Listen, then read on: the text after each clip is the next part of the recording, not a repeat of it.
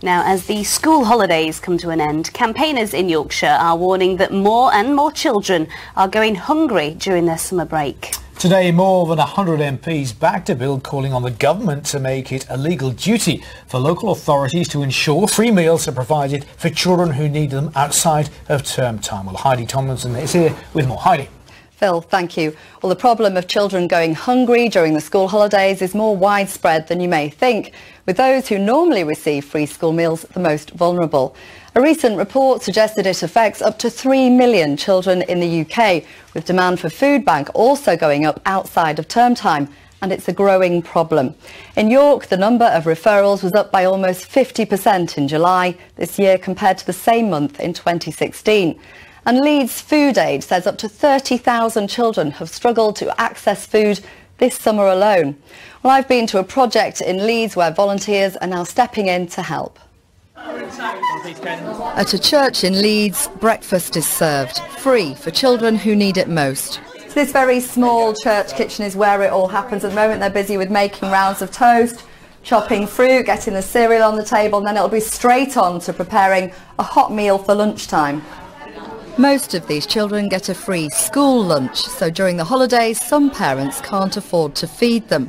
We're not identifying them because the charity running this club say families might feel ashamed. There's still a stigma attached to food poverty. I would say up to 30,000 kids will struggle at some point during the holidays to access food. We look at the pressures on people's budgets. We look at some of the stuff that's going on in the welfare system where people have been sanctioned, there's delays in benefits, food bank provision has gone up. Hi, you want dumpling? Please. Yeah, all right. Some pasta? Mum of 4, Naruka White, runs a soup kitchen in a different area of Leeds.